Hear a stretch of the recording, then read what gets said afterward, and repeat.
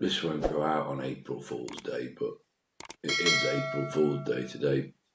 I'm glad to say that I've upgraded my podcast co-host. This is Dick. He's very red.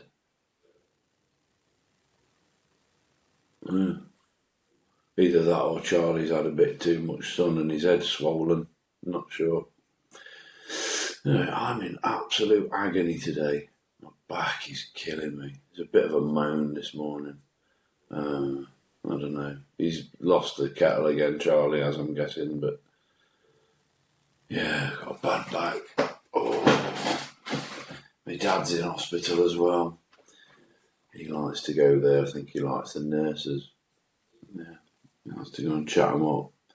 Although yesterday, he's got a water infection. He was hallucinating. He was seeing lighthouses and sea urchins and shit like that. And I thought to myself, that would be wonderful, wouldn't it? Like, detached from the real world. I mean, 90% of the time he's in pain, but yeah, I have to do this podcast with Charlie every day. It is a bit painful. I don't know if he's getting bolder as well. Like every day he seems a little bit more bald. I don't know.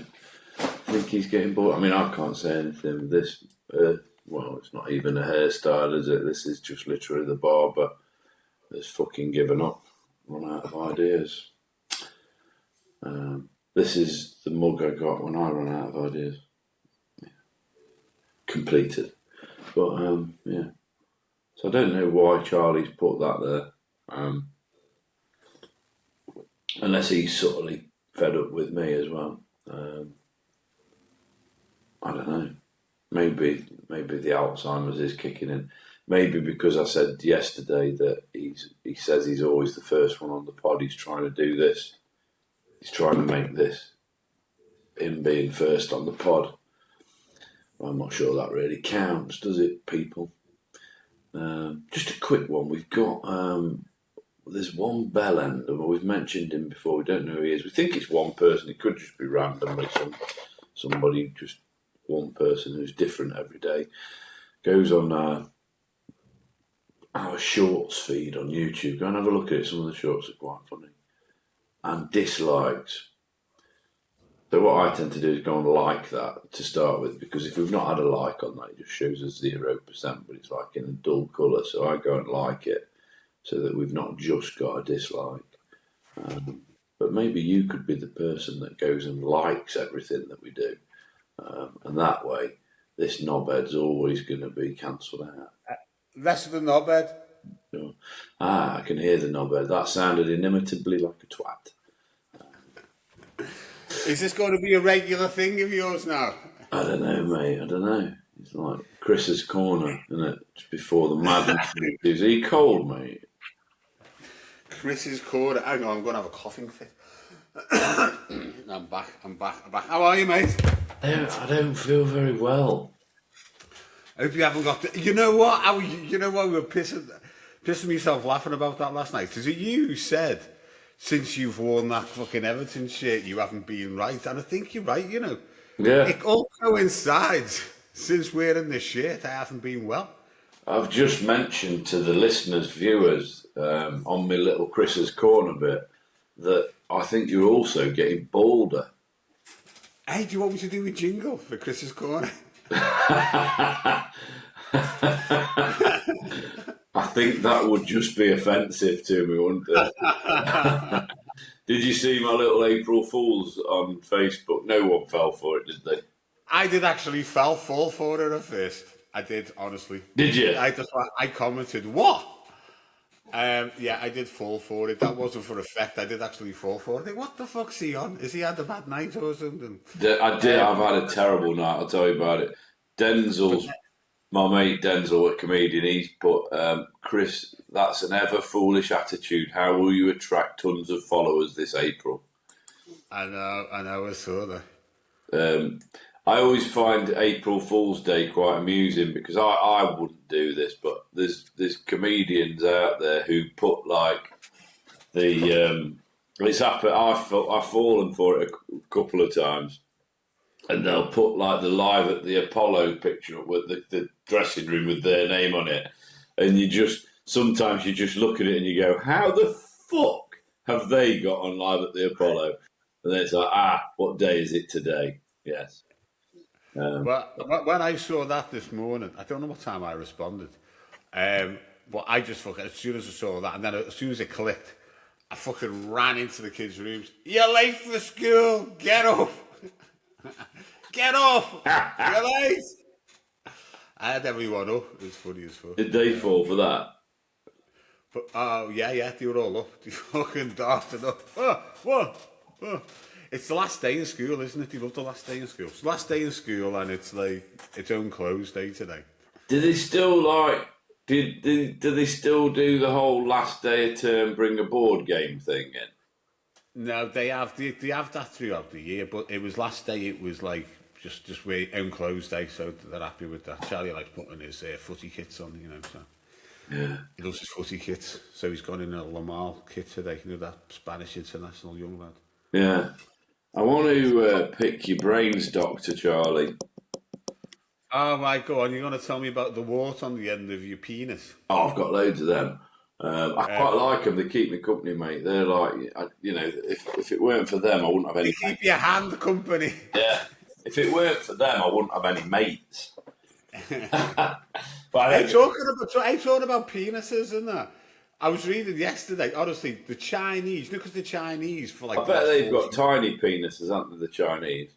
Apparently so. Anyway, I bet you've seen a few. You've been out there. You must have stood next to one of these at the toilet and gone, "Ooh, he got small penis."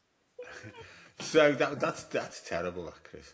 Anyway, so they've been in China. They won't let anybody have any more than 2 kids, would they? For like, about 40 years. You they had it right. I think it went down to 1 at one stage. But I think the average family now is 1.1 kids in China.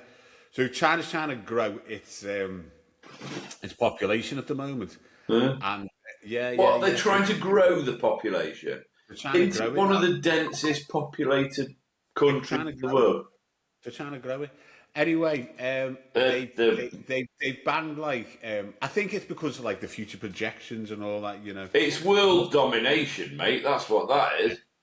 Anyway, they've because they've got the military, mate. There, haven't they? Yeah. They've just whacked like a massive tax on condoms. Really? Yeah. So we're fucking suffering on petrol, and they got rubber Johnny tax. Unless there was a fucking April Fool's, I read. You don't know what to believe, do you? No? That would be cool. So anyway, Dr. Charlie, I felt a bit crap since I've started taking the double dose on the metformin. I've got a headache all the time. Yeah. And just aches and pains, or I don't know. I mean, I am getting old, and my back, I know there's nothing that's going to ever get rid of that. I know I'm always going to suffer with a bad back, but did you get what? Because it's been ages now. I mean, I'm about 4 weeks in, I think. No, must be 3 weeks in. 3? That's not long, mate. Honestly, it takes a couple of months to calm down. I'd say about 3 months. Does it? All right, that's all right then. Yeah. That's cool. Yeah. I was feeling sick and all sorts. I think the aches. Not any of that. None of that. I think was feeling sick. Yeah, I felt sick. I just felt nauseous, vomiting. Even when I started these other ones, I might have to go back to doctors about these other ones. It's just but yeah, I mean, I think 3 weeks isn't enough time to so I was in. Well, if you're worried about it, see the doctor. Yeah. If you can fucking get in. I know. Because you had a palaver with that, didn't you? Did she get the lad in to the doctors? I had a phone call, didn't I? They phoned me up yesterday afternoon. Yesterday afternoon, was it? Anyway, yesterday sometime. And they've given me the... She said, your sputum sample's got like a bacteria in it. So, and the antibiotics they've given you don't attack that bacteria that you've got. So she said, I'll give you another 5 days of course of antibiotics. She said you can have 500 milligrams a day. And then she said, you know what? You can have 1,000. You have 2 tablets a day for the next 5 days. That should fucking clear it. But, and if it doesn't come back. Did I tell you yesterday that my dad's gone back in hospital? You did, I did, yeah. Yeah. How is he? How is he? I've just said on Chris's Corner that he was hallucinating yesterday. But he's got a water infection and a chest infection. That's what I say. Water infection. Yeah. That's what does it. So he was seeing lighthouses and sea urchins and shit yesterday. I think that'd be cool. I'd be quite happy. I know. Well, these new tablets that I'm on cause water infections. So I'm just wondering. It says you've got to drink plenty of water. So I was just thinking, if I don't drink water, will I have like a trippy Friday night or something? You know what I mean? You're going to take... Get a bit of a water infection, a weekend water infection. Eat coffee so it dehydrates you. Yeah. Woo, fuck you. Because my dad was in hospital the last year, the year before. No, I think it was the year before. It was the Christmas 2024, that's it. Just before Christmas he went in, he broke his knee. And he had a water infection while he was in there. But he was going on about all these fish in the walls. I went to see him and he's going, fish in the walls? There's loads of fish in the walls. I'm thinking, because my dad, you know, even though he's 90, he's really with it, you know what I mean? He's not like... I think that's a common one. I think the fish thing's a common one. And this is a different thing. It's taking it down a little bit more of a morbid thing. But I think before people finally pass over, they see things. And I'm guessing that's something to do with infections and whatever that you must get before you die. But Charlie, Jane's dad, he was seeing like fish in the walls and stuff. I had some right funny conversations with him before he passed away, like with the stuff he was seeing.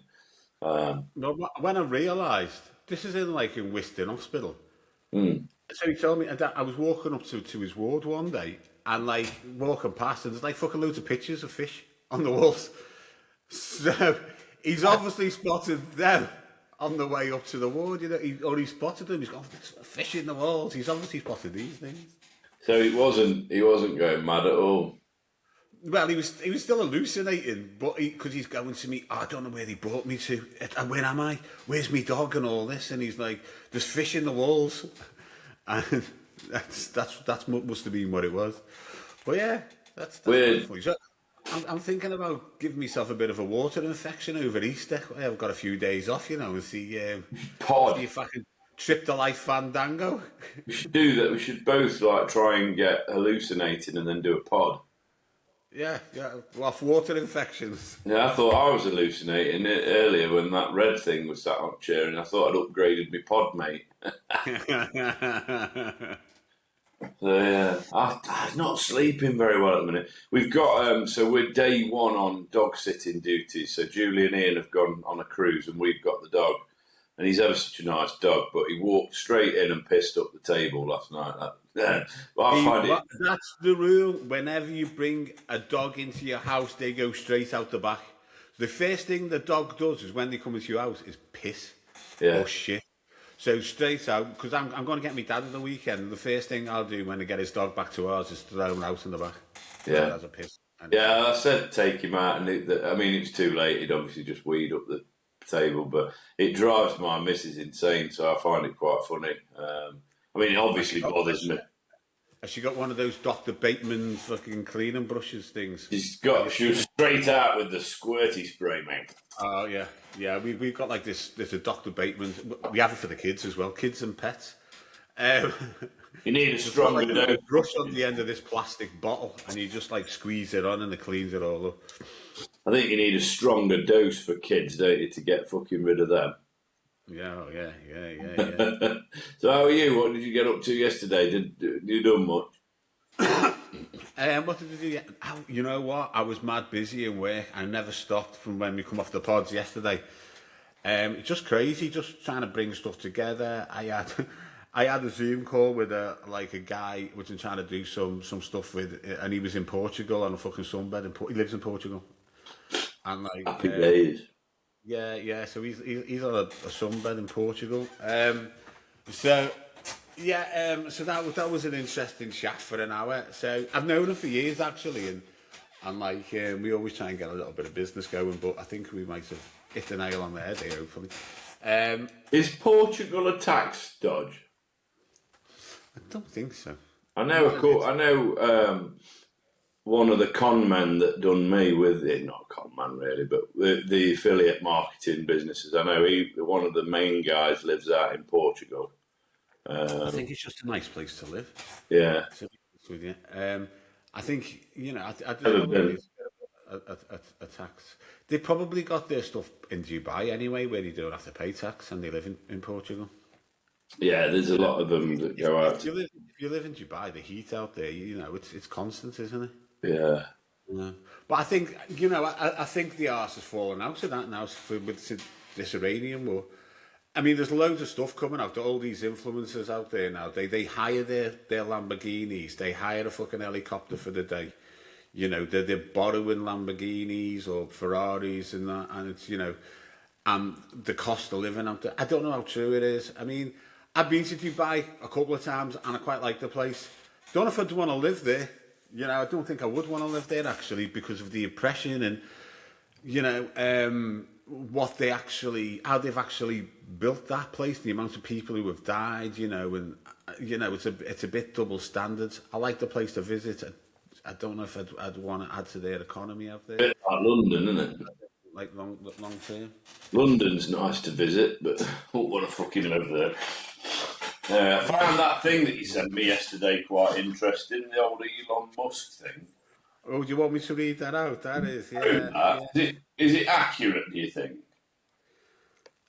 Well, I heard that he was going to be the world's first trillionaire, and you heard about all his bonuses he's been getting from Tesla and all that. I found it absolutely mental. This, yeah, read it out for everyone, mate. This is about Elon Musk. This is something that I found on social media yesterday. I don't know if it was on Facebook or Instagram or whatever. Anyway, or it might have even been LinkedIn. I go on LinkedIn quite a bit. But Elon Musk's fortune is so large, it's hard to mentally grasp. At 744 billion, he could spend £1 million every day for more than 1,000 years and still have money left. Yeah, because I'm guessing like 780 billion. If he spent, so that's 300 and something million a year. Yeah, I mean, but how much would that? That's literally only taking the edge off, isn't it? Right. So how much interest would he earn on what's left?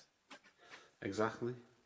But even burning 204 million, this is all in dollars, mind you, dollars a day, it doesn't mean anything, to exhaust his wealth. So even burning $204 million a day, $204 million a day, non-stop, it would take a full decade to exhaust his wealth. Spread evenly, his net worth equals roughly $2,200 for every American. So he can afford to give every American $2,200. But he'd have nothing left. No, but you know what? He'd feel happy, wouldn't he? He wouldn't feel happy. He's fucking all he's asked about is the figure, innit? We know he never needs. He wants to hit landmarks, doesn't he? Like with SpaceX. This isn't ordinary income or savings. It's a scale of wealth that operates far outside normal economics, and it is.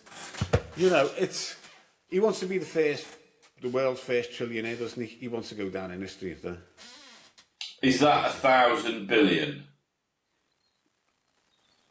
$1 trillion, yeah. Yeah. 1,000 billion. I wouldn't mind I wouldn't mind if I'd got $500,000 in the bank or $250,000 in the bank. No, either would I. But do you think it makes him happy? Well, the thing is, he can do what the fuck he wants. You've seen pictures of him. He looks off his head on fucking drugs sometimes. I don't know if he is.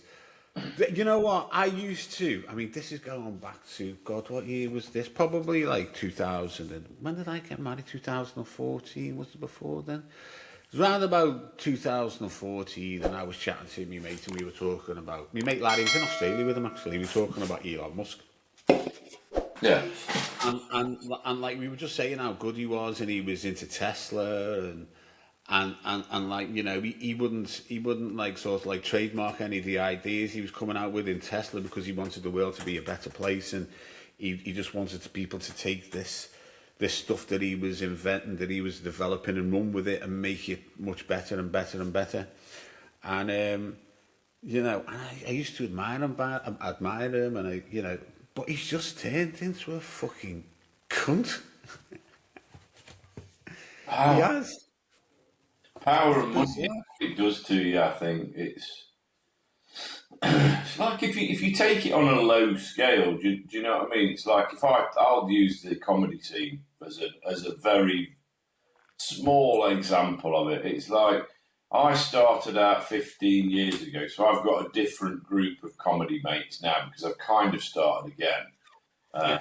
It's been a little bit. I've managed to get quicker. You know, it's gone quicker than the first time. I've started getting paid stuff already after just over a year coming back.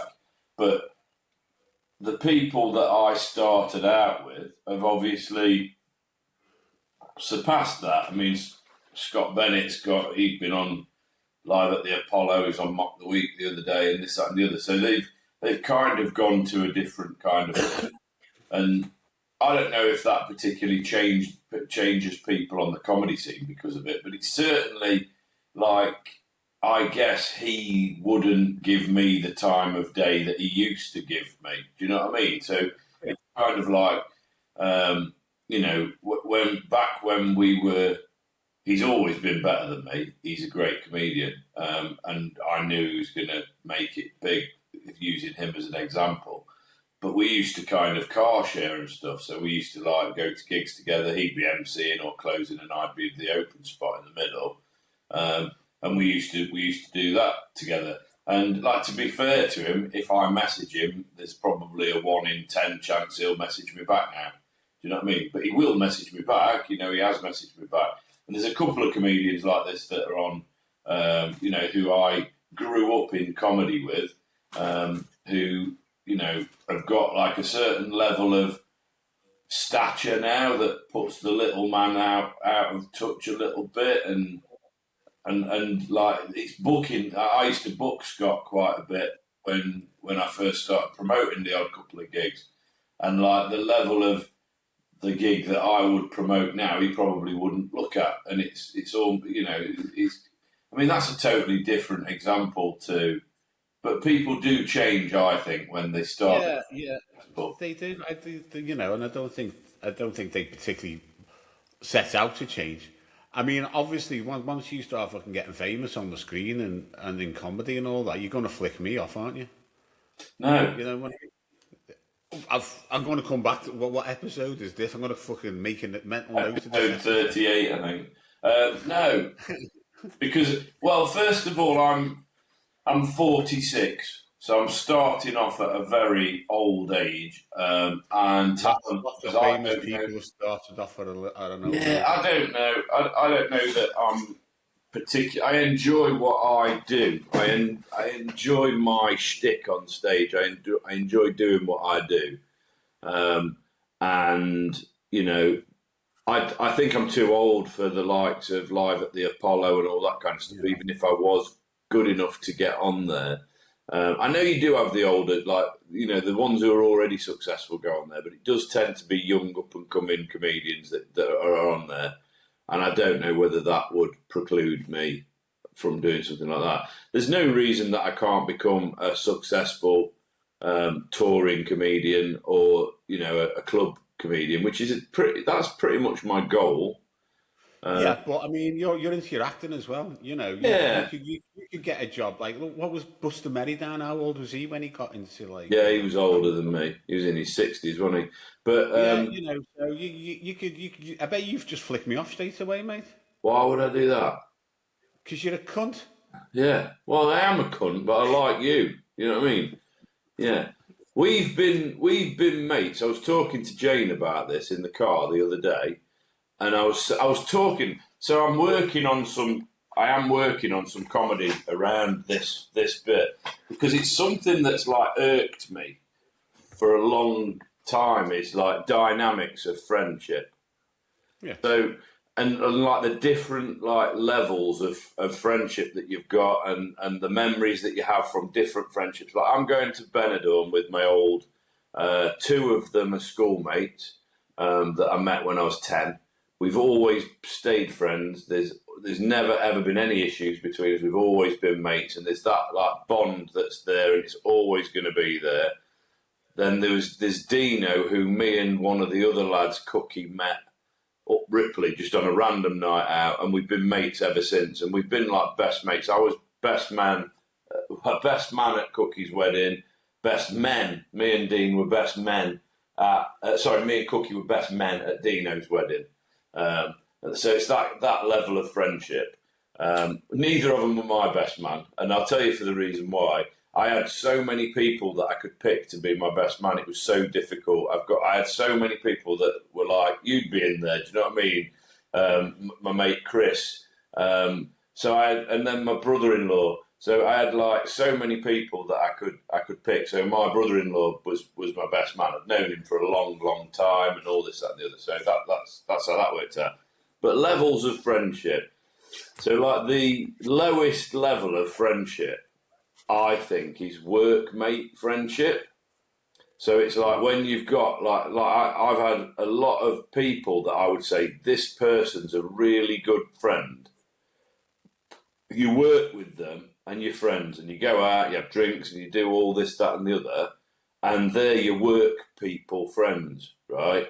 And a lot of that just drops off the fucking wayside. Like when you leave that company, it's like once you've gone, you're dead. Was it Tim at fucking Lyrico that said that? Once you're gone, you're dead. Yeah. It was him, wasn't it? And I think, so there's so many people in my, like particularly Ford and Stanley when I left there. I don't know if I should be mentioning these places, but it's okay. They're like people that you considered were friends. And I haven't done anything wrong, and I don't give a fuck what any of them say. I've not done anything wrong by setting up a recruitment business. There's nothing wrong in that. Yeah. But because I've gone away and done my own thing, they've kind of distanced themselves and all this, that, and the other. But if you like the only person at that company, at Ford and Stanley, that I'm still friends with, really, is Lee, who I bought into that business. We were friends before, and he's a very good friend of mine. We've met outside of that. But if I look at like you've like been my friend for God knows how long, 25 years, longer, probably 25 years. And we met at work, we hit it off straight away, and we've worked together in a couple of different companies together. We've never fallen out, and we'll always be mates. So no matter what happens with me or with you, I'm fairly confident to our dying day we'll be mates. And I've got like that, and so that's solid. And I can honestly say that no matter what happens in my life, we'll still be mates. So if we end up not being mates, it's your fault. You know what? I've just envisaged the fucking book signing when you're having the book signing in Waterstones in fucking Nottingham City Centre. I'll look up and go. And I walk in like there's me and me right in your Everton shirt because we've done the pod at 999 fucking followers. And you look at me and just like sign it. Off you go. One of your lads will fucking like bump into me in the street, just punch me in the face and go, "You left the pod at 999. My dad's not took that Everton shirt off it, you cunt." You know, I always tell my lads about friends. I always say, you know, one of my lads, he's got a mate who he doesn't go to, they don't go to the same school, but they're really, really good mates, and I think that's why. You know, because they don't go to the same school, they're not in each other's pockets all day long, you know, 5 days a week. Yeah. And when they see each other, honestly, and like they look after each other, it's really good to see. And it reminds me of like like some of the friendships that I've got, looking out for each other. And I always say to him, you're just going to meet a lot of acquaintances throughout your life. You'll only ever have, because when you're young, you just want to have as many friends as you want. You've got to have as many friends as you want. If you lose a friend, you're really pissed off, and you feel like you've done something wrong. I just say to him, you're going to meet lots of acquaintances. You'll only ever have a handful of truly good mates. Yeah. You will. You will in your There's, lifetime. I mean, like from Safe Style, there's you, there's Andy Beardo, obviously Simon, God rest his soul, Richard. I know we've fallen out. I know we've not spoken to each other for a long time and stuff like this, and that went tits up because we worked together. And he'll have a different story on that. But I still considered him a mate and stuff. And it is like my best friend when I was a kid was my granddad's next door neighbour, because like when we, Richard Taylor, and I still like, if I saw him in the street tomorrow, we'd have a conversation, we'd have a chat. Do you know what I mean? And stuff.